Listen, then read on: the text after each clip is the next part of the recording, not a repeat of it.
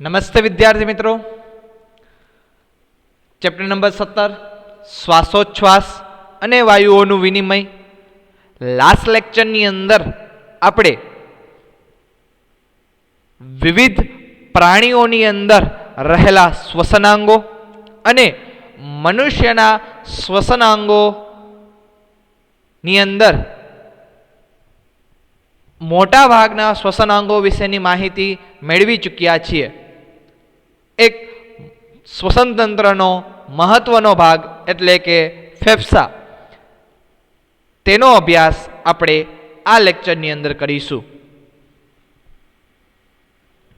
તો ચાલો શરૂઆત કરીએ. માનવના શ્વસન તંત્રનો અંતિમ ભાગ એટલે કે ફેફસા.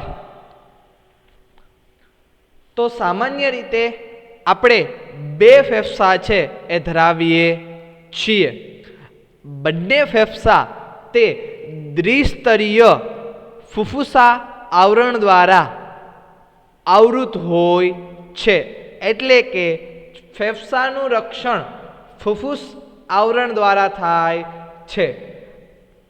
ફેફસાની ફરતે આવેલું આવરણને ફુફુસ આવરણ કહે છે, જે સામાન્ય રીતે દ્વિસ્તરીય હોય છે અને તેને ઇંગ્લિશમાં પ્લ્યુરા તરીકે ઓળખવામાં આવે છે. અને આ જે દ્વિસ્તરીય ફુફુસા આવરણ વચ્ચે આવેલી જગ્યાની અંદર સામાન્ય રીતે પ્રવાહી ભરેલું હોય છે, જેને આપણે ફુફુસાવરણ પ્રવાહી તરીકે ઓળખીએ છીએ. એટલે કે પ્લુરલ ફ્લુઇડ તરીકે ફુફુસાવરણ પ્રવાહી તરીકે છે એ ઓળખવામાં આવે છે. તો આકૃતિની અંદર તમે જોઈ શકો છો કે બે ફેફસા છે અને બંને ફેફસા છે એ ફુફુસ આવરણ દ્વારા રક્ષાયેલા જોવા મળે છે. તો ફેફસાની રચના એ ફુફુસ આવરણ દ્વારા રક્ષાયેલા હોય છે. જે પીળા રંગનું આવરણ તમને જોવા મળે છે એ સામાન્ય રીતે ફુફુસ આવરણ સ્તર છે, રાઈટ. અને ફુફુસ આવરણ સ્તરની અંદર જે દ્વિસ્તરીય હોય છે તેની અંદર પ્રવાહી એટલે કે જળ જોવા મળે છે, જેને આપણે સામાન્ય રીતે ફુફુસ આવરણ જળ અથવા તો પ્રવાહી તરીકે ઓળખીએ છીએ, રાઈટ. આ ઉપરાંત લાસ્ટ લેક્ચરની અંદર આપણે ઘાટી ઢાંકણ કે જે શ્વાસ દ્વારને રક્ષણ કરે છે ખોરાક ગળવાની ક્રિયા દરમિયાન, આ ઉપરાંત સ્વરપેટી જે અવાજ ઉત્પન્ન કરવામાં મદદ કરે છે, શ્વાસ નળી, શ્વાસ વાહિની,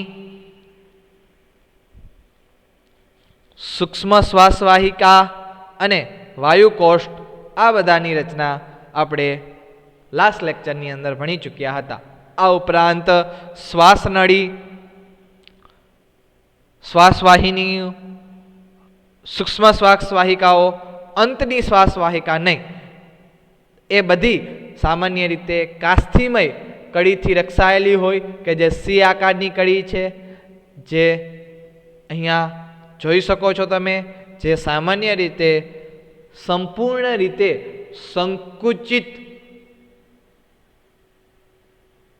થવા દેતા નથી. એટલે કે કાસ્થિમય સી આકારની કડી હોવાના કારણે શ્વાસ નળી અથવા તો શ્વાસ વાહિનીઓ સંપૂર્ણ સંકુચિત થતી નથી, આંશિક રીતે ખુલ્લી રહે છે.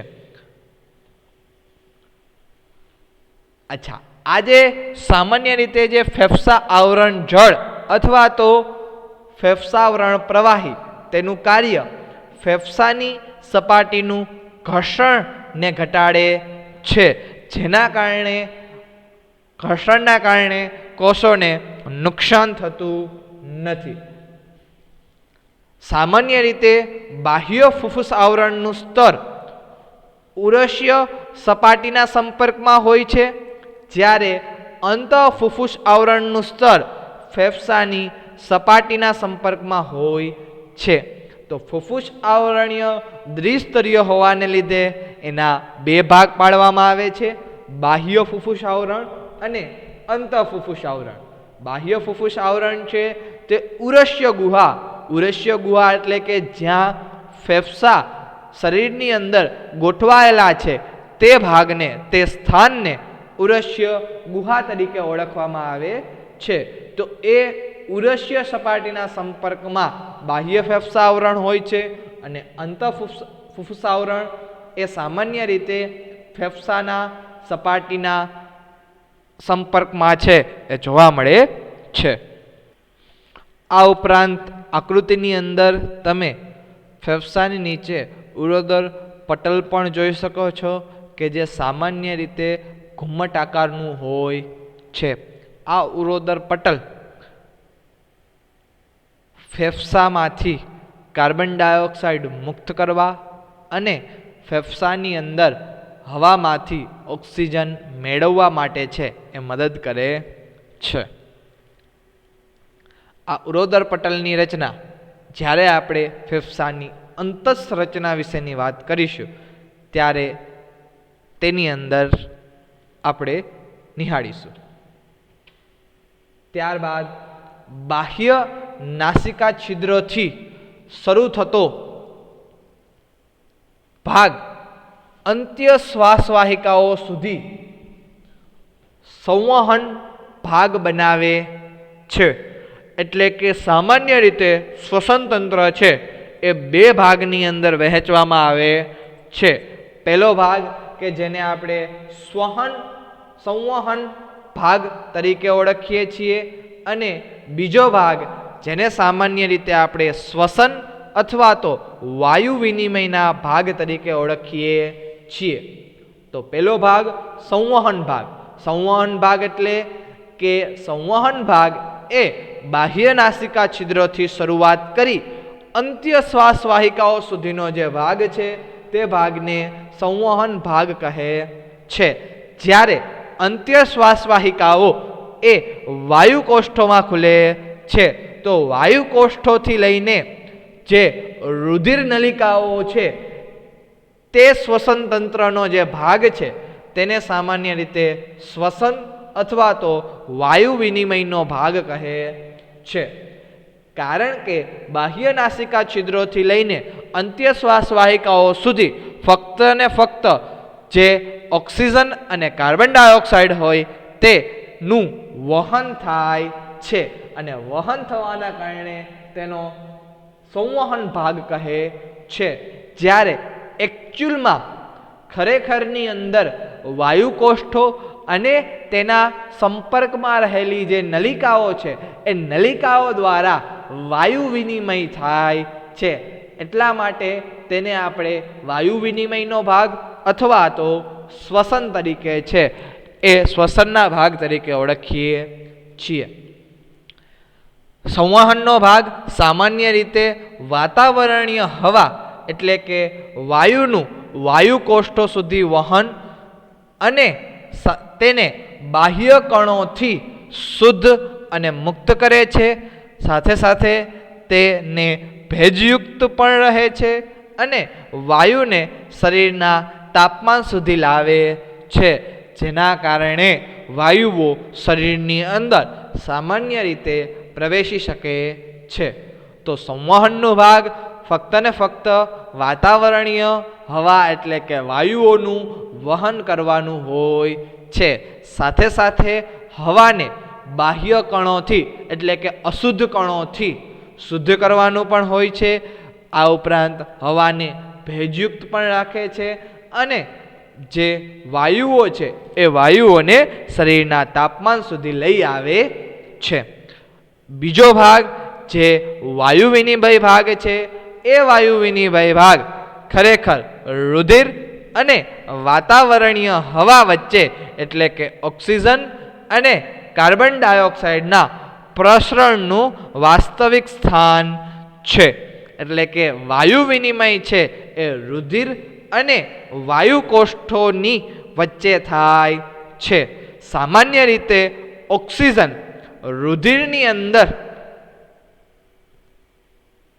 ઓછી સાંદ્રતા અને વાયુકોષ્ઠની અંદર વધુ સાંદ્રતા હોવાને કારણે પ્રસરણની પ્રક્રિયા દરમિયાન વધુથી ઓછી સાંદ્રતા સુધી એટલે કે વાયુકોષથી રુધિરની અંદર ઓક્સિજન દાખલ થાય છે.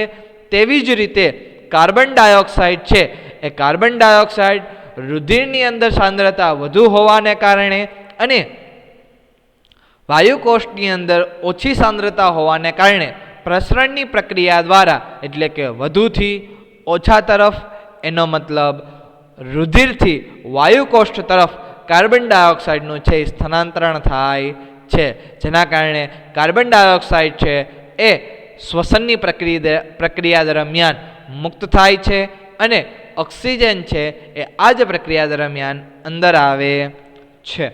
તો સામાન્ય રીતે જ્યારે મનુષ્ય ઓક્સિજન લે છે તો એ ઓક્સિજન સામાન્ય રીતે રુધિરની અંદર પ્રવેશે છે. તો અહીંયા તમે જોઈ શકો છો આ જે છે એ વાયુકોષ્ઠની રચના છે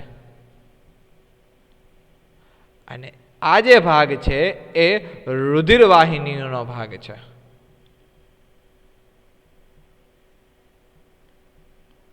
તો રુધિરવાહિનીના ભાગની અંદર ઓક્સિજન દાખલ થાય છે અને કાર્બન ડાયોક્સાઇડ છે એ કાર્બન ડાયોક્સાઇડ વાયુકોષની અંદર દાખલ થાય છે.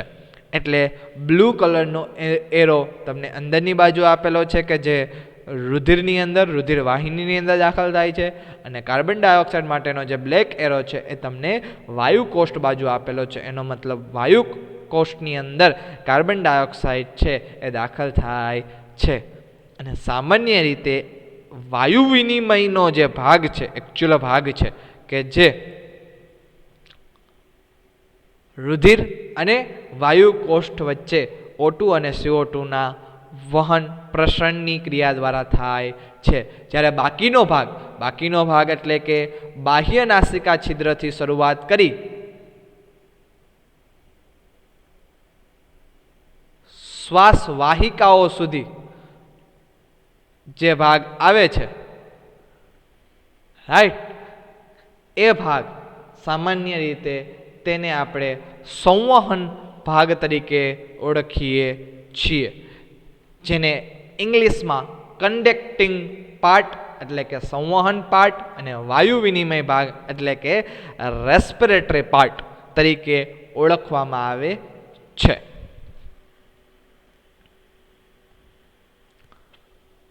ત્યારબાદ ફેફસાની જો અંતઃસંરચનાની વાત કરીએ તો ફેફસાની અંતઃસંરચનાની દ્રષ્ટિએ હવાચુસ્ત ખંડ છે જે ઉરસ્ય ગુહામાં સ્થાન પામેલ હોય છે. ફેફસા એક હવાચુસ્ત ખંડ છે કે જેની અંદર કોઈ પણ જગ્યાએથી હવા દાખલ થઈ શકતી નથી, સિવાય કે એક જગ્યા જે સામાન્ય રીતે શ્વાસનળી દ્વારા ફેફસાની અંદર ખુલે છે. આ જે ફેફસા છે એ ઉરસ્ય ગુહામાં સ્થાન પામેલા હોય છે અને ઉરસ્ય ગુહા સામાન્ય રીતે ચારે બાજુઓએથી રક્ષાયેલી હોય છે. એટલે કે ઉરસ્ય ગુહા પૃષ્ઠ બાજુએથી કરોડ સ્તંભ દ્વારા, વક્ષ બાજુએથી ઉરોસ્થિ દ્વારા, પૃષ્ઠ બાજુ એટલે કે પાછળની બાજુએથી કરોડ સ્તંભ દ્વારા, વક્ષ બાજુ એટલે કે શરીરની આગળની બાજુએથી ઉરોસ્થિ દ્વારા, પાર્શ્વ બાજુએથી પાસળીઓ દ્વારા, પાર્શ્વ બાજુ એટલે કે બંને બાજુ દ્વારા, જમણી અને ડાબી આ બંને બાજુ દ્વારા, પાસળીઓ દ્વારા અને સાથે સાથે નીચેની બાજુએથી ઘુમ્મટ આકારના ઉરોદર પટલ દ્વારા બનેલ હોય છે. અલ્ટિમેટલી ઉરસ્ય ગુહા અને ઉરસ્ય ગુહાની અંદર રહેલા ફેફસા એ ચારે બાજુએથી રક્ષાયેલા હોય છે.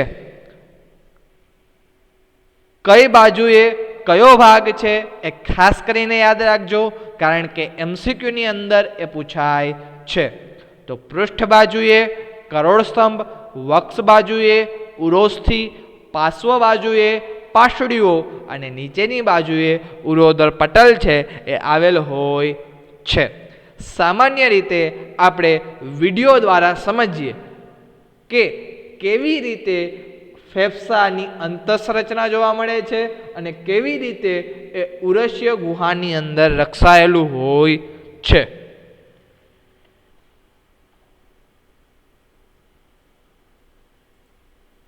તો સામાન્ય રીતે જે ફેફસા હોય તે હવાચુસ્ત ખંડ એટલે કે ઉરસ્ય ગુહામાં સ્થાન પામેલા હોય, જેને થોરિક ચેમ્બર કહે છે.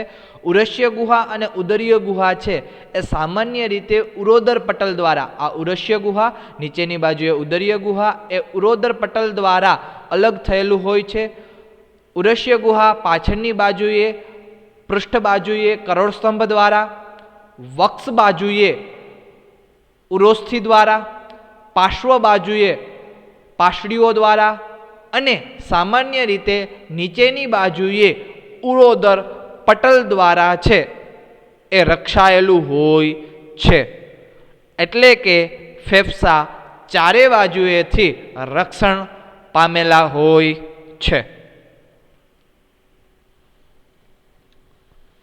આમ ઉરસમાં ફેફસાની અંતસ્થ ગોઠવણી એવી રીતે હોય છે કે જો ઉરસ્ય ગુહાના કદમાં થતો કોઈ પણ ફેરફાર ફુફુસીય ગુહામાં જોવા મળે છે.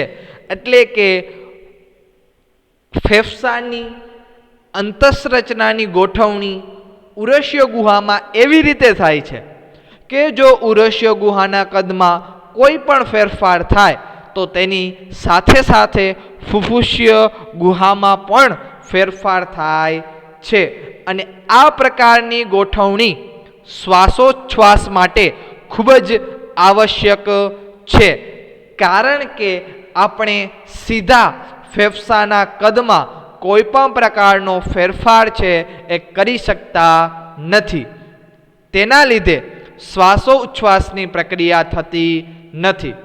તો જો ફેફસા ઉરસ્ય ગુહાના કદમાં કોઈ ફેરફાર થવાના કારણે ફુફુસીય ગુહાની અંદર એટલે કે ફેફસાના કદની અંદર જો ફેરફાર થાય તો એ શ્વાસોચ્છ્વાસ માટે ખૂબ જ આવશ્યક છે, કારણ કે શ્વાસોચ્છ્વાસની ક્રિયાવિધિ એ ફુફુસીય ગુહાના કદ ઉપર જ આધાર રાખે છે.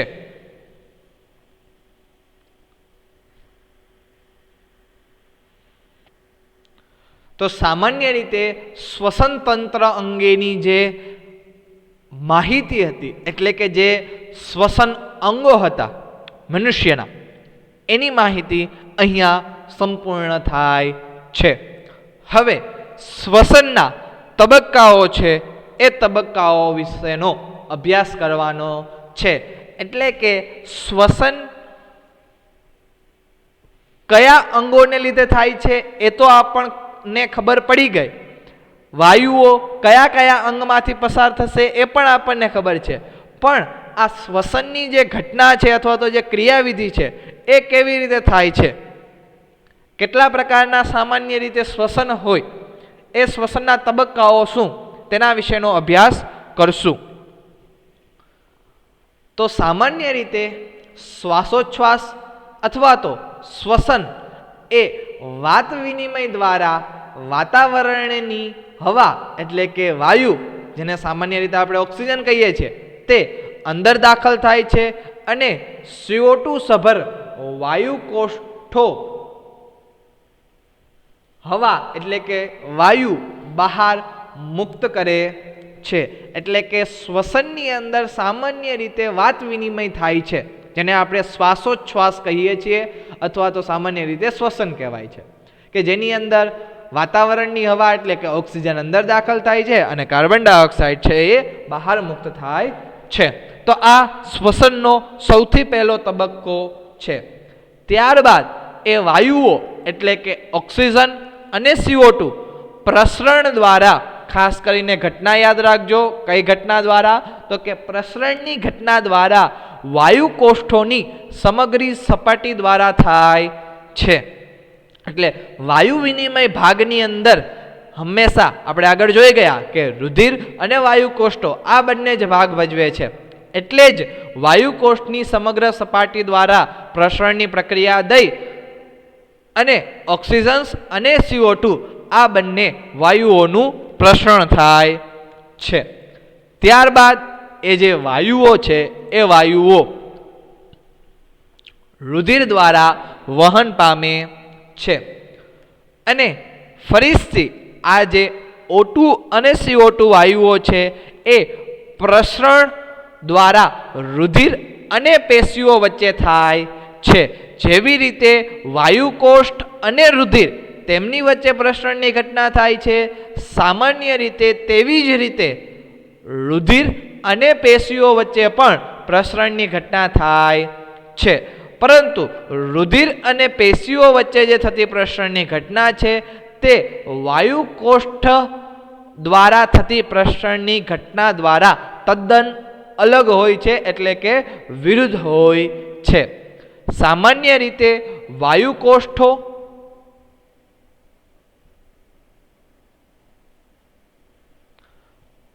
અને રુધિરની અંદર ઓક્સિજન જે છે એ વાયુકોષ્ઠમાંથી રુધિરમાં જાય છે, જ્યારે CO2 છે એ રુધિરમાંથી વાયુકોષની અંદર આવે છે.